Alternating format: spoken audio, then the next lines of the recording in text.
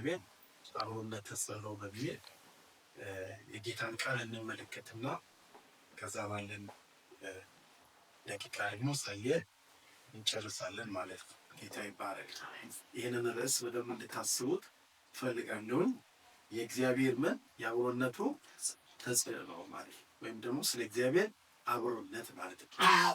ስለዚህ ስለ እግዚአብሔር አብሮነት ጌታ ቢፈቅድ ጊዜው ካለን የተወሰኑ ነገሮችን ለማየት እንሞክራለን። መጀመሪያ ስለዚህ ስለ እግዚአብሔር አብሮነት ስናስብ እግዚአብሔር ራሱ ስለ አብሮነቱ ምን ይላል? ለሰዎችስ ለጠራቸው ሰዎች እግዚአብሔር በዋነኝነት ምንድነው የሚነግራቸው? ምንድነው የሚያወራቸው? ራሱ እግዚአብሔር ስለ አብሮነቱ ምን የሚለው ነገር አለው ወይ በእግዚአብሔር ቃል ላይ ማለት ነው። ስለዚህ ከዚህ ነው ምን ጀምረው ራሱ ባለቤቱ ራሱ እግዚአብሔር የተባለው እግዚአብሔር ስለ ራሱ ስለ አብሮነቱ ምን ይላል? ይህንን በጌታ ቃል በተወሰነ መንገድ እንድናይ ፈልጋለሁ። በመቀጠል ደግሞ የእግዚአብሔር ሰዎች ራሳቸው በመጽሐፍ ቅዱስ ላይ የተጠቀሱ የእግዚአብሔር ሰዎችስ ስለ እግዚአብሔር አብሮነት ምን ይላሉ? ራሳቸው እግዚአብሔር ቀባን ያሉ ሰዎች፣ እግዚአብሔር ነካን፣ እግዚአብሔር ዳሰሰን የሚሉ ትክክለኛ እግዚአብሔር የጠራቸው ሰዎችስ ደግሞ ስለ እግዚአብሔር አብሮነት ምን ይላሉ? እነሱስ ቢሆን በመቀጠል ደግሞ ይሄ የእግዚአብሔርን አብሮነት በጣም የተለማመዱ ሰዎች ነው በመጽሐፍ ቅዱስ ላይ ስናይ ማለት ነው። እና ይሄ አብሮነቱን ውስጥ የተለማመዱት ሰዎች ምንድን ነው የሚሉት? ከዛ በመጨረሻ ደግሞ አንድ እንድናነሳ የምፈልገው ሀሳብ ምንድን ነው? ስለዚህ ስለ እግዚአብሔር አብሮነት ደግሞ ከኛስ የሚጠበቅ ነገር አለ ወይ? ከኛስ የሚፈለግ ነገር አለ ወይ? እነዚህን ነገሮችን እንድናይ እፈልጋለሁ። መጀመሪያ ግን አንድ ማንሳት የምፈልገው በዚሁ ሀሳብ ላይ እግዚአብሔር ራሱ ስለ አብሮነቱ ምን ብሎ ነበር? ምንስ እያለ ነው? ምንስ የሚናገረው ነገር አለ ብለን ካለን የጌታን ቃል በዘጸአት መጽሐፍ ምዕራፍ 3 ከ9 እስከ 12 ያለውን ቃል አነብላችኋለሁ። ከዛ ይህንን ሀሳብ የሚያጠነካክሩ አንዳንድ ጥቅሶች አሉ። እነሱን ቶሎ ብዬ አነሳለሁ። መጀመሪያ በዚህ በዘጸአት 3 ከ9 እስከ 12 ላይ ያለውን ቃል አነባለሁ። ዘጸአት 3 ከ9 እስከ 12 እንዲህ ይላል። አሁንም እነሆ የእስራኤል ልጆችን ጩኸት ወደ እኔ ወጣ፣ ግብፃውያን የሚያደርጉባቸውን ግፍ ደግሞ ምን አደረግኩ አለ? አየው አለ። አሁንም ና ሕዝቤን የእስራኤልን ልጆች ከግብፅ ታወጣ ዘንድ ወደ ፈርዖን ምን አደርግሃለሁ? እልክሃለሁ። 11 ሙሴም እግዚአብሔርን ወደ ፈርዖን የሚሄድ የእስራኤልን ልጆች ከግብፅ የማወጣ እኔ ማን ነኝ አለው። ቁጥር 12 እርሱም በእውነት እኔ ካንተ ጋር እሆናለሁ፣ እኔም እንደላከው ምልክት ይሄ ነው፣ ሕዝቡን ከግብፅ ባወጣ ጊዜ በዚህ ተራራ ላይ ለእግዚአብሔር ምን ትላላችሁ? ትገዛላችሁ ይላል። እና አሁን እግዚአብሔር ቀጥታ ወደ ማን ሲመጣ ነው የምናየው? ወደ ሙሴ ሲመጣ ነው የምናየው። ሙሴ ወደ ማን አልሄደም? ወደ እግዚአብሔር አልሄደም። በዋነኝነት ቀጥታ የመጣው ማን ነው? ራሱ እግዚአብሔር። ብዙ ጊዜ በአጠቃላይ በመጽሐፍ ቅዱስ ሁኔታ ላይ አይታችሁ ከሆነ በየትኛውም ነገር ላይ የመጀመሪያው ጀማሪ ማን ነው? ራሱ እግዚአብሔር። ሰው በምንም መልኩ እግዚአብሔር የሚባለው ነገር ገብቶት ወደ እግዚአብሔር የሚሄድ ፍጥረት አይደለም። ኢቭን ሰው ተነክቶም እንኳን በተነካበት ልክ እንኳን ለእግዚአብሔር ምላሽ የሚሰጥ አይደለም። ሰው ሁልጊዜ ኃላፊነቱን ወስዶ እግዚአብሔር እራሱ ነው ወደማይፈልጉት የሚሄደው። መንገዳቸው ሌላ ወደሆነ፣ ሀሳባቸው ሌላ ወደሆነ፣ እውቀታቸው ኑሯቸው ሌላ ወደሆነ ሰው እንደው በድንገት ቀጥታ ወደ አድራሻቸው ምን ሲል ነው የምናየው? እግዚአብሔር ሲመጣ ነው የምናየው። ስለዚህ እዚህ ክፍል ላይ ስናይ ሙሴ እግዚአብሔርን ፈላጊ ሆኖ እግዚአብሔር ወደ ሙሴ ሲመጣ አናየ፣ ግን እግዚአብሔር ራሱ ሙሴን ፈላጊ ሆኖ ወደ ሙሴ ሲመጣ ግን እናያለን። ስለዚህ እግዚአብሔር ቀጥታ ወደ ሙሴ ለምንድን ነው የመጣው ብለን ብንጠይቅ የሚገርመው ነገር እግዚአብሔር ህዝቡንና ማንን እያየ ነበር? ሙሴን እያየ ነበር። እግዚአብሔር በግብፅ የሚሰቃየውን ህዝብ ምን እያደረገ ነው? እግዚአብሔር እየተመለከተ ነው፣ እያየ ነው። በዚህ መካከል ደግሞ ወደ ህዝቡን ደግሞ እግዚአብሔር የሚልከውን ደግሞ ሰው ምን እያደረገ ነበር? እግዚአብሔር ተመልክቶ ነበር። እና በዚህ መካከል ነው እግዚአብሔር ድንገት በማ ላይ ሲገለጥ ማለት ነው፣ በሙሴ ላይ ሲገለጥና ለሙሴ ሲያወራው ባለው ነገር ላይ ነው አንዳንድ ነገሮችን የምናየው ማለት ነው። እና መጀመሪያ እግዚአብሔር ወደ ሙሴ ሲመጣ ወደ ሙሴ የመጣው እግዚአብሔር ማዕከል አድርጎ የመጣው ምንነቱን ነው ብለን ብንል አብሮነቱን ነው። እግዚአብሔር ወደ ማን ይዞ የመጣው? ወደ ሙሴ ይዞ የመጣው ማለት ነው። አሁን እዚህ ላይ አሁን ባነበብኩላችሁ ቃል ላይ በመጀመሪያ የምናየው የእግዚአብሔር አብሮነት ምንድን ነው የሚያመጣው ብለን ብንል የእግዚአብሔር አብሮነት ለየትኛውም አይነት ጩኸት፣ ለየትኛውም አይነት ጸሎት ምን ሆኖ ይመጣል? መልስ ሆኖ ይመጣል በመጀመሪያ ደረጃ ማለት ነው። ስለዚህ እግዚአብሔር እንዲህ ነው የሚለው ቁጥር 9 ላይ አሁንም የእስራኤልን ልጆች ጩኸት ወደ እኔ ምን አለ? ወጣ አለ እግዚአብሔር። የእስራኤል ሕዝብ ምን እያለ ነው? እየጮሁ ነው።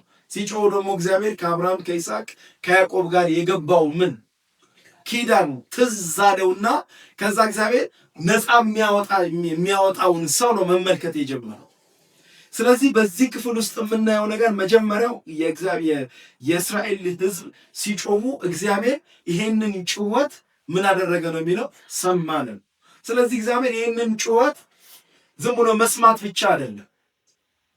እግዚአብሔር ከሚጮሁበት ነገር ነፃ ለማውጣት የግዴታ የማን ፕሬዘንስ ያስፈልጋል? የራሱ የእግዚአብሔር ፕሬዘንስ ያስፈልጋል። ሁለተኛ ደግሞ አብሮነቱን አብሮ የሚያደርገውን ሰውም ደግሞ የእግዚአብሔር ሕልውና ምን ያደርጋል?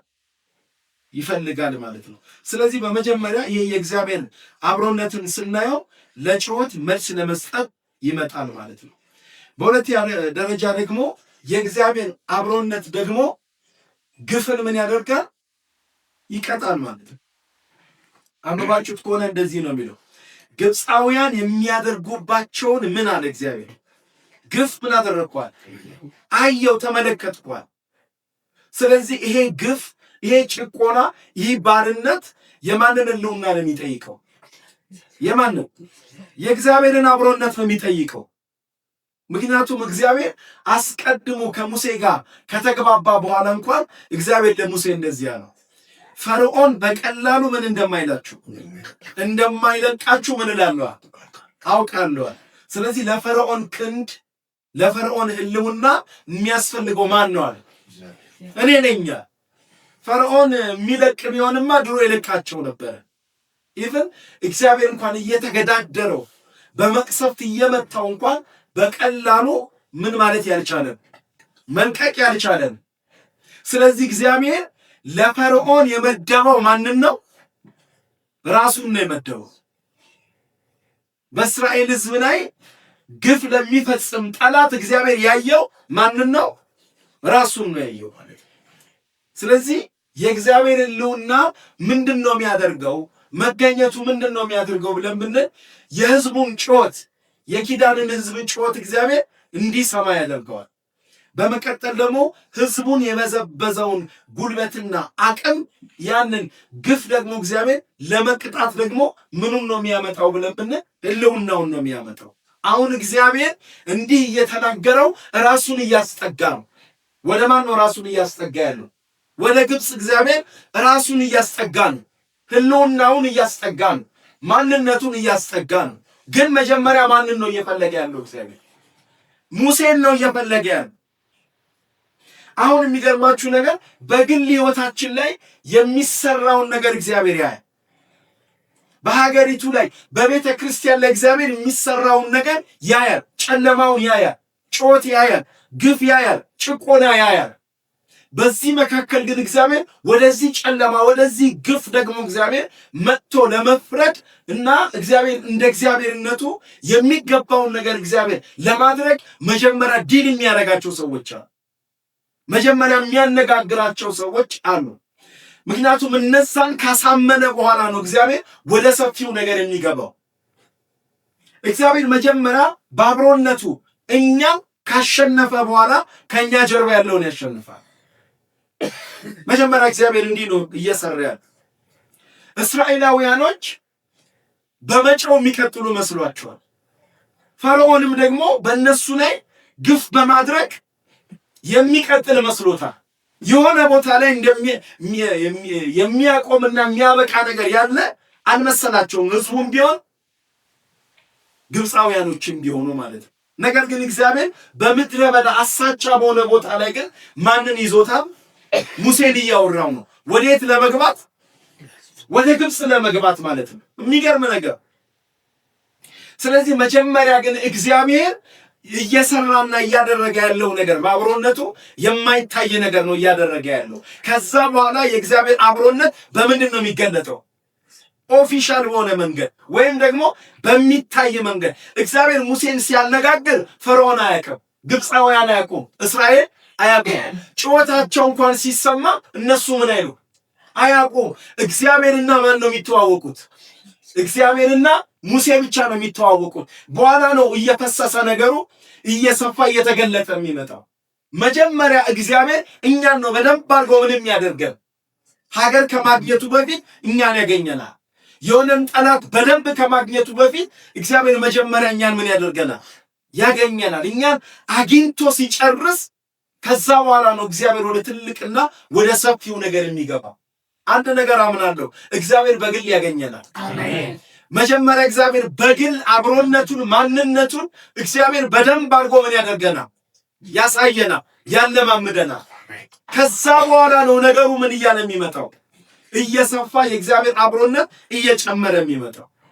ስለዚህ መጽሐፍ ቅዱሳችን ሲናገር አሁንም እግዚአብሔር ለእስራኤል ልጆች የእስራኤል ልጆች ጮት ወደ እኔ ወጣ፣ ግብፃውያን የሚያደርጉባቸውን ግፍ ደግሞ አየው ካለ በኋላ አሁንም ምን በል ና አለው። እግዚአብሔር መጣና ና ሕዝቤን እስራኤል ልጆች ከግብፅ ምን ትል ዘንድ ታወጣ ዘንድ ወደ ፈርዖን ምን አደርግሃለሁ። በነገራችን ላይ የእግዚአብሔር አብሮነት ወደ እኔና ወደ እናንተ ሲመጣ ሰምተን የማናቀውን ያሰማናል። አሜን። ሰርተን የማናቀውን ያሰራናል። አሜን። ከልምምዳችን ውጪ፣ ከኪሳችን ውጪ፣ ከእውቀታችን ውጪ፣ ከኛነታችን፣ ከኑሯችን፣ ከሁኔታችን ውጪ የሆነ ነገር ሊነግረን ነው የሚመጣው። ሰው የሚነግረንን ሊነግረን አይመጣም። ሰው የሚያወራንን ሊያወራን አይመጣም። እኛም የምናስበውን ኮንፈርም ሊያደርግልን አይመጣም። የእግዚአብሔር ሕልውና ወደኛ ሲመጣ ኦድ የሆነን ነገር ነው ምን የሚያደርገን የሚነግረን። ስለዚህ ወደ ሙሴ መጥቶ እግዚአብሔር ሙሴን ሲያወራው ሙሴ ምን አለው? እስቲ አስቡ። አሁን በዚህ ዘመን ቢሆን ማለት ነው እንደው ግልጽ እኮ ዘመኑን አሁን ያለውን ዘመን ለማወቅ ማለት ነውና ለምሳሌ አንድ እንደው እግዚአብሔር ቀባው ብለን የምናስበው አንድ ነቢይ አንድን ሰው አቁሞ ትልቅ ትንቢት ቢነግረው ያ ትንቢት የሰማው ሰው ምንም ያደርግ ይመስላችኋል? ምንም ያደርግ ይመስላችኋል? የታወቀ እኮ ነው። ወንበር ነው የሚሰባው አይደል? ይጮሃል። ምን ይላል አይደል? ሙሴ እንደዚህ ነው እንዲያደርግ ነው። እግዚአብሔር ኔጌቲቭ ነገር ነው እንዲያወራው። ምንድን ነው ያለው? ወደ ማን እልካለሁ? ወደ ሕዝቤ እልካለሁ። ወደ ፈርዖን ምን አደርግሃለሁ? እልካለሁ እኮ ነው ያለው። ሙሴ እዚህ ጋር ጮቤ ሲረግጥ አናይ። አስቧት እስቲ ማርያም መልአኩ ገብርኤል ተገልጦ ከአንቺ ማን ይወለዳል? ቅዱሱ የእግዚአብሔር ልጅ የሆነው እርሱ ይወለዳል ስትባል ይቺ ሴት ዘለለች፣ ጨፈረች፣ ጮቤ ረገጠች። ኧረ እኔ ወንድ አላውቅም አለች።